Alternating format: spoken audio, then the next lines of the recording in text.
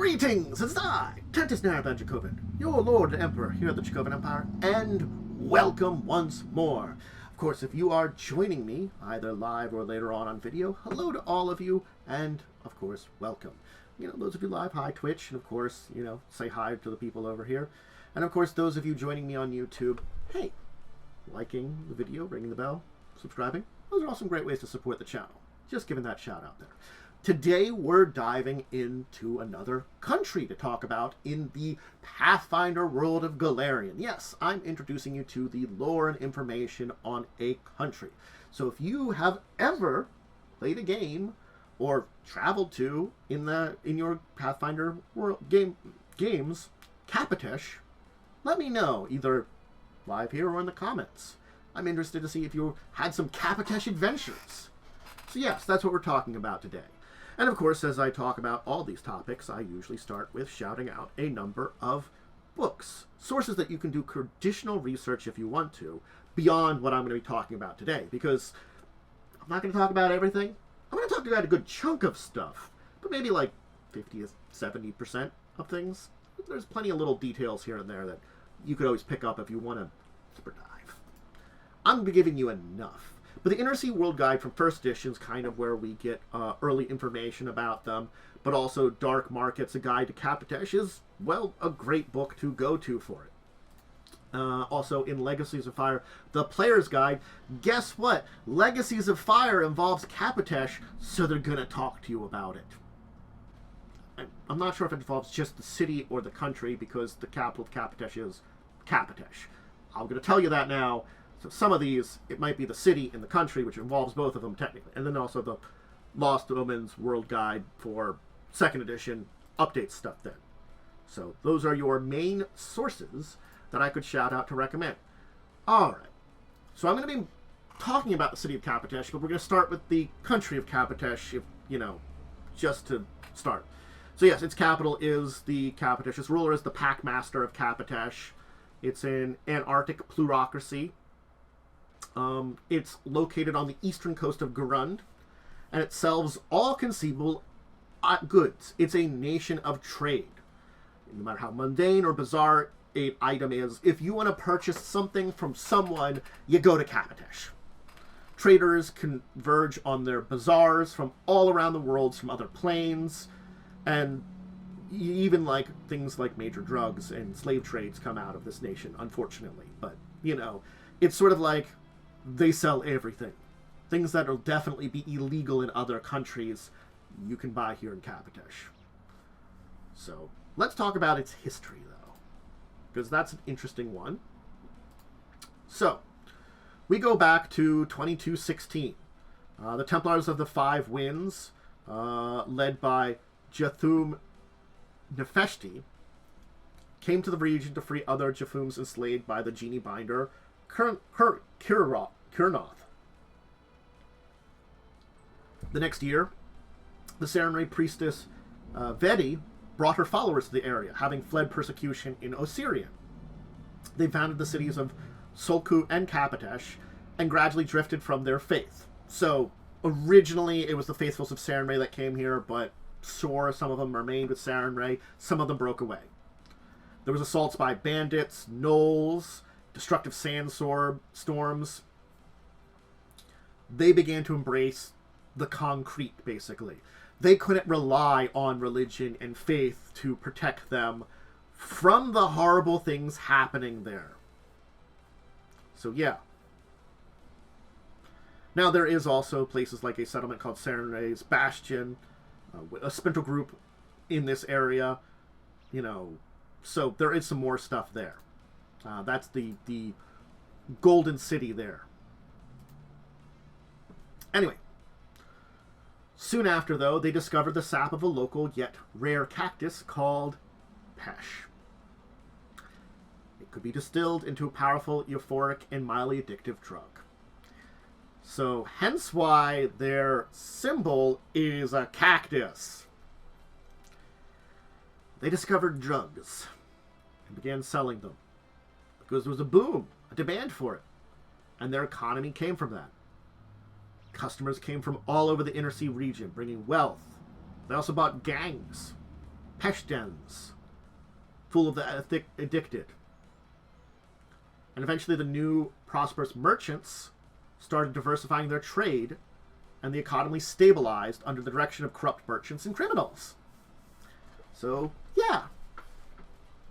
Now, all in this time, technically speaking, Katapesh is under Osirian rule. This entire time. Remember, they were settled by people who fled persecution in Osirian. It doesn't mean they broke away from them. But in 3250, about 1,000 years later, they actually broke free from Osirian and became their own independent nation. That's where we come to a little later in time, about 500 years later, a mysterious group known as the Packmasters, which we'll talk about when we talk about their government, ruled Katapesh out of nowhere in 3725. They took over Katapesh, the city, and established a powerful nation with economic ties throughout everywhere in the Inner Sea. And they did so in a bloodless coup that has never been explained. And then they stabilized the chaotic markets that had been in the area up until then. So, yeah.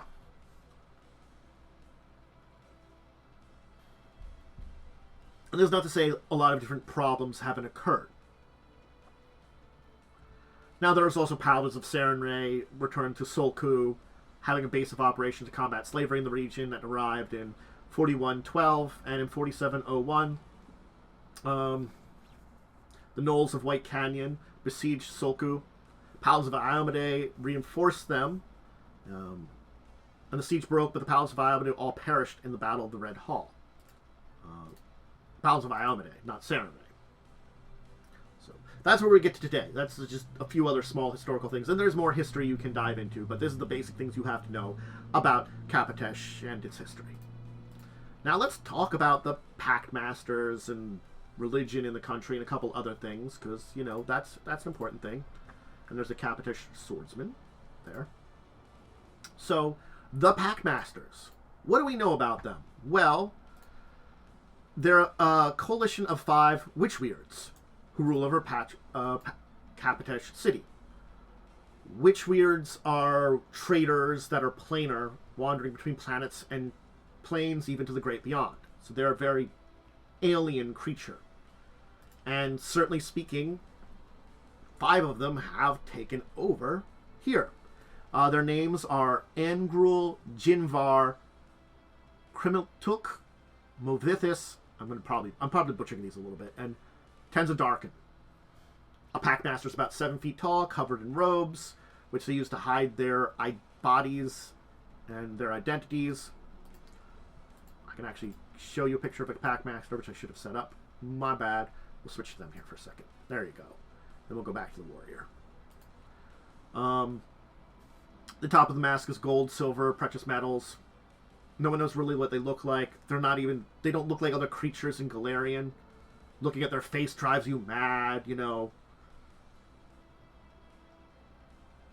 It's just known that they marched in the city by night at the head of an army of soldiers, crushed the leaders of the various bandit groups which actually were controlling the city. Others say they arrived by airships which caused them to flee. There's just no recording. No one knows what happened. They just took control. So they hold council with the masters of the various guilds in Katapesh each month, acting as arbiters, judges, legislators. Punishments doled out by these meetings can be easygoing as fines or strict as being sent into slavery. They maintain control of the city, but day-to-day business and governance is left to pack broker Hashim Ibn Sayyid. They also fund the Zephyr group, a guard, which is a group of humans that act as their presence in the city streets. They work with the Alum constructs when extreme measures are needed. So, they have a lot of secret operations unknown to the average citizens. They have spies, informants, scrying devices. They watch the plains, deserts, and towns, and they don't interfere with a lot with events directly, preferring to use proxies. So, yes. They, with the Pesh market, bring a lot of money in. They are interested to make sure the Pesh market continues, the Pesh trade. It's important to them.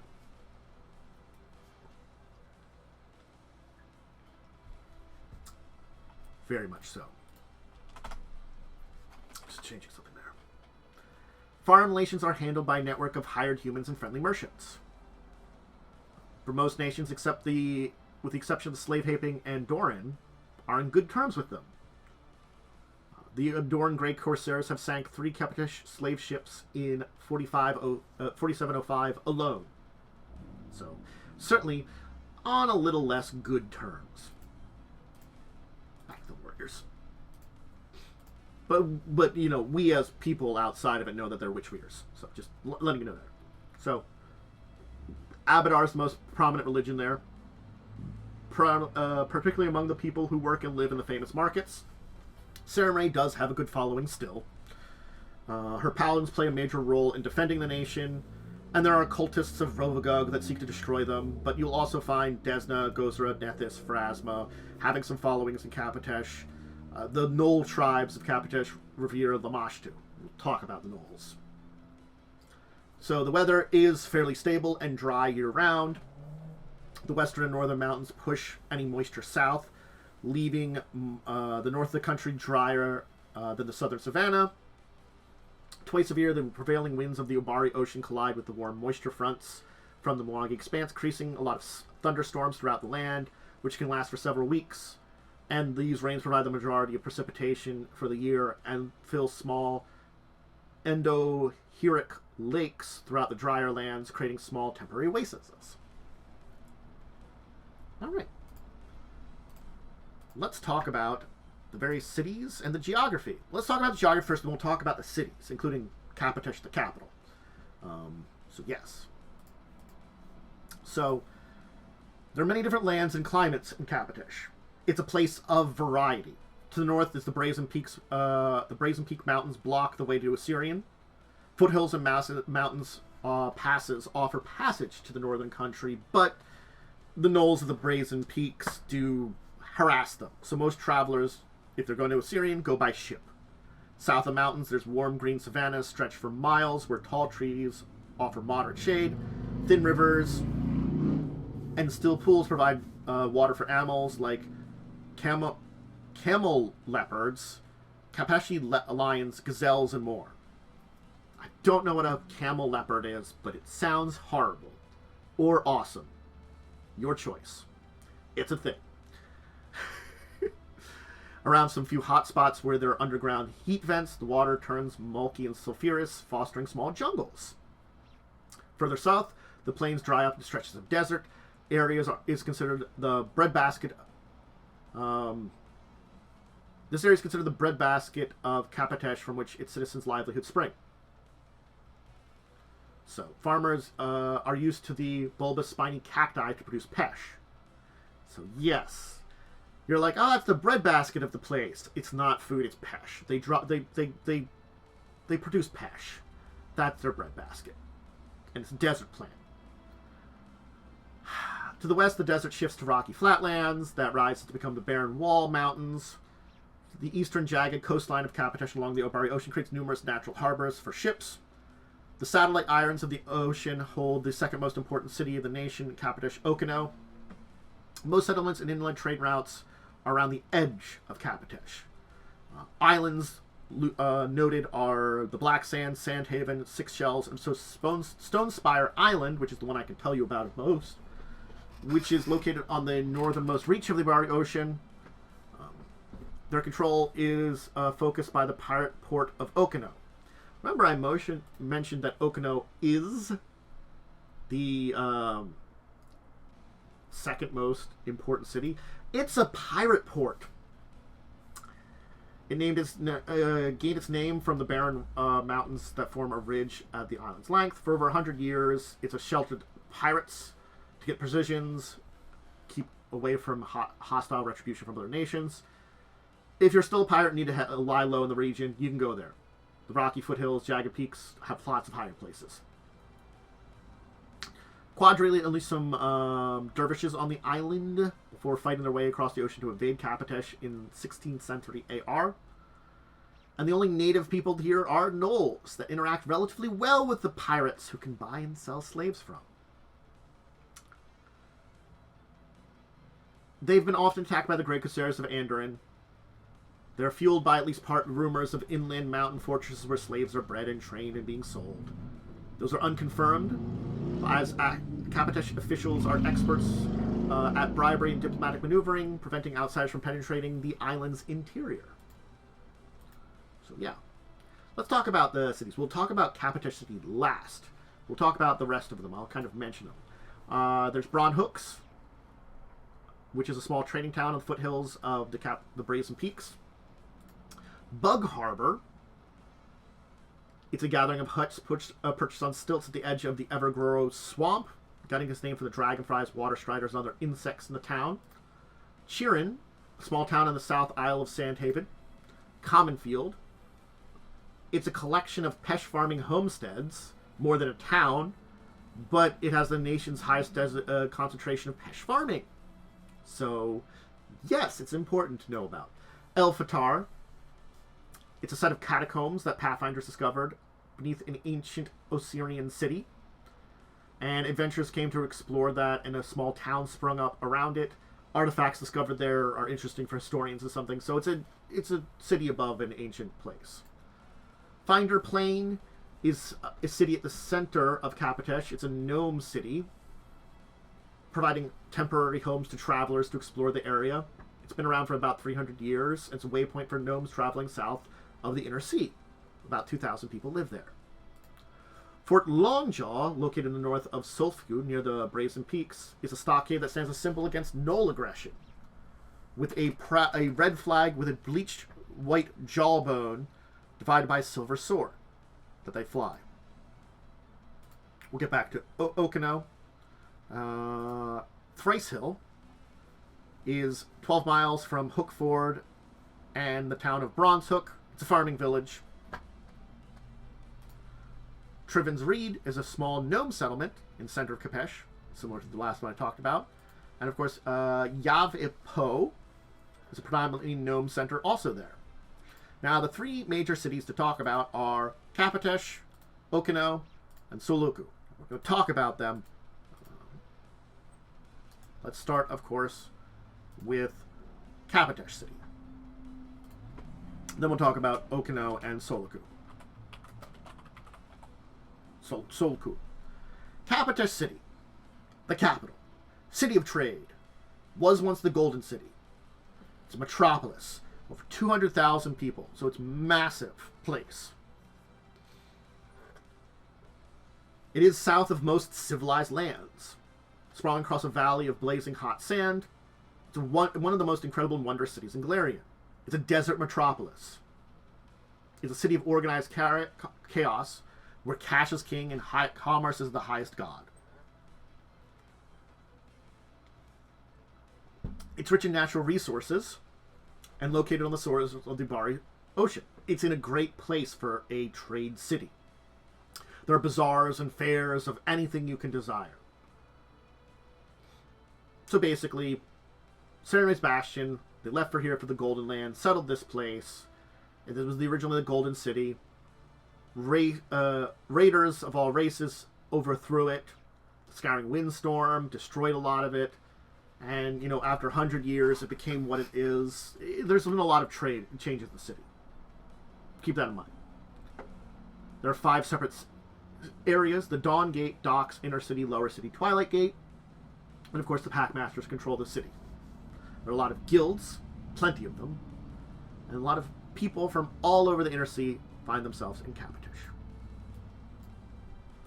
Alright, let's talk about Okeno and Solku. That's Solku there. We'll talk about Okeno first. Our pirate city on Stonespire Island. It's the 3rd largest city. Solku's a little bigger. Known as the Yellow City. It's the largest slave market in the entire area. It hosts up to 1,000 slaves, buyers, and travelers at any given time. So if you were to want to disrupt major slave outfits within the Inner Sea region and change things, you'd have to get rid of Okeno. It's not gone yet. Things are changing. You know, things are evolving in Golarion. But there's places like this still. It has massive towers, fortifications, relies on a mixture of intrigue, bribery, and espionage to defend itself. Its natural armor formed at the foothills of the mountains have tranquil anchorage, even during a lot of powerful monsoons. The bay is approximately 700 yards across and offers depth approximate the grandest of warships.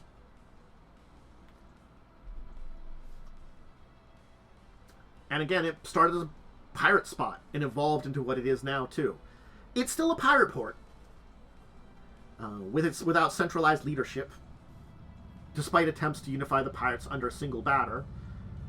But it is connected with the Packmasters. They have an order to the Pirate Haven to incorporate them into Katapesh. So they allowed them to continue their things and do their stuff there, as long as they basically paid taxes to the Packmaster. So the governors of Okeno are really the controllers of the city, and make sure that they're basically the piracy slave trade has continued for as long as it has, for basically maybe a millennia here. But yes. And, you know, it was 200 years ago that the slavers were the de facto rulers. And now we have the governors. Governor Mori Midasi basically enforces the laws here. And the captain of the slave trade is Captain Zirin Behe. And the two of them work together to maintain the city. That's Okeno. Solku. It's located near the western mountains of Katapesh, relatively cut off from the rest of the nation. It's frequently besold by Knoll slavers, and thus rests within a tall wall. It doesn't always keep the townspeople safe. A small band of paladins of Sarenrae, known as the Dawn Vigil, prepare for a war ahead against the Knolls, control here. And the Knolls amassed the mountains under the banner of Nor, the Red Sultana, who wants to basically capture Solku and have a campaign going eastward. As much as the Knolls get along with the Katapesh, they kind of want to conquer Katapesh too, turns out. They get along. It does still attract a lot of traders and travelers on their way to the capital, so the residents swell and ebb with seasons. During the autumn, overland traveling is more appealing. You might have a lot more people. Traders coming east across the Mwangi Expanse reach here, exhausted and grateful on their way to Katapesh. Pilgrims visiting Sarenrae's Lament Citadel will also go through here. It has a relatively low crime rate and mostly lawful populace. Lord Haslik Kel Qatar is the ruler of the town. He's very level-headed. Thinks long-term, making sure to keep Solku prosperous and secure. Lady Shanar Shinori is head of the Sarenrae Paladins.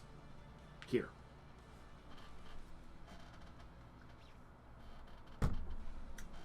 So yeah, that's the third of the big cities. Alright, we have a little bit more to talk about. And let's talk about, of course, who lives in Katapesh. And here's a Knoll. So yeah, there's a diverse lot of people here. Kelishite humans intermixed with traders from Golarion. The most common human ethnicities are Katapesh, with Garundi, Kelishite, Varundi. The Bwadi, a desert native of Katapesh, are near all Kelishites. Dwarven settlements, abandoned or still occupied, are within the barren wall. Halflings command good wages as hired servants to traders and merchants. The gnomes in present day Katapesh live in the city of Katapesh or in the places I talked about. Div-blooded Camians, commonly known as Spitebloods, also live here and are mostly fond of peddling false friendship that eventually enables them to destroy the happiness of those close to them. Yes. Elves don't have a notable presence here. There are some small half-orc populations, but no orc tribes. And of course, there are some dragons looking for the hidden treasures. Gold, blue, brass, copper, red. Those colors might change with the new monster core. We'll see. Those are kind of chunky. Anyway, let's talk about... there are also mercenaries here. the government of the Packmasters doesn't really have protections from internal or external threats, so mercenaries are big things. Gnolls. They're native to this region, and they are the most recognized threat. They consider Katapesh their eternal birthplace and attack settlements, raid caravans for the joy of the kill, for profit, and for fervent pride. There's White Canyon, Pale Mountains. Slavers appear here. There are 5 packs. Carrion Tribe, Duranez, Razorfang, Sandstalker, and Spotted Hide. I could talk about each of the tribes, but if you want to look into them, I recommend doing that on your own for some additional research. But those are the main things here. There's also some other fauna we can talk about to finish up today. So there's several species, such as the antelope-like calliope, leopard-spotted, camel leopards, venomous dahabas, scavenging gehears, lycanthrope jackalwares, capelus, John, Kapeshi lions, pugwampi, razor scale, sand eels. Lots of pleasant sounding places. There's some more common creatures. Those are just more unique to this region here, of course. There's lions, bullays, hyenas that can be found in Buzzants, genie warlords, harpies, you know, in the wider reaches. They can also be a threat to the slave trades, stealing slaves and, you know, jewelry and stuff. Well, they can trade slaves and jewelry to keep them alone, leave them alone. But yeah, that's the kind of things you can find in Katapesh beyond the cities and the humanoids. But yeah, there's Katapesh. An interesting place. That's really the way to describe Katapesh a lot. An interesting location. It is a place of chaos, crime, darkness, you know, the evils of the world in a way. But it really isn't too. Because it's one of those things. It's just a trade nation. And certainly, Pesh slaves are major exports, which have very dark connotations. But Katapesh is just a trade nation, and they just don't care what you trade. And maybe that's the issue. The Packmasters don't care. They're just getting their value, their money, and control over this place. And they have abused and used that for the millennia they've controlled it. They took control and have just ensured their rule. And with this control has come stability. It was one of those things that the people of Sarenrae came here and they tried to make a civilization as outsiders, but it fell apart. And certainly discovering Pesh didn't help. A major drug that appears throughout the Inner Sea region was discovered here, and it still comes out from here. And yeah, it earns the Packmasters a lot of money, so they're not going to get rid of it. Whatever earns them money, they will keep. If Pesh stopped earning the money, they would probably move away from it. That's the question. Can it be moved away from? That's a lot of questions there. It's a place of capitalism, greed, mercantileness. Can we call it an oligarchy? No. The Antarctic plurocracy is a great description of it, because it is this slightly controlled anarchy. And you can see that each individual city is a bastion onto their own that basically just pays some taxes to make them Katapesh. What do they... Well, that just really keeps the Packmasters away from them. What else does it mean? Well, they're their own. They're part of the nation, sort of, but also not. Katapesh is controlled anarchy. That's the best way to describe it in a way, too. It's a strange, interesting place that, yeah, you know what? If you need something rare, unusual, out there, go to Katapesh. Go to their capital, the city of Katapesh, and certainly you might be able to find it. That's where we'll leave it off today. If you enjoyed this, make sure to check out all my other videos and stuff. Of course, if you want to see this stuff live on Twitch, I'm every Tuesdays, Thursdays, and Fridays/Saturdays, I have streams. Saturdays is the backup day, if I miss something. During the weekdays, it's going to be usually early afternoon, sometimes early morning, late morning, that I have these, if you're going to go check them out live. And the Pathfinder days are going to be Thursday. I also do other gaming streams. Other major things are a live play Pathfinder First Edition, Crimson Queen, every Wednesday at 9 p.m., and a talk show discussing tabletop every Saturdays at 6 p.m., where we talk about tabletop news of the week and deeper discussions in the tabletop world. If you want to see my social media, Discord, Twitter, link below, and there's my shout out for all my stuff. You know, I enjoy talking about all these topics, introducing these countries. There are plenty of countries out there in Golarion that are places that are rough. Golarion's a rough planet. You just have to know where to get along, and there are some places you can find some peace.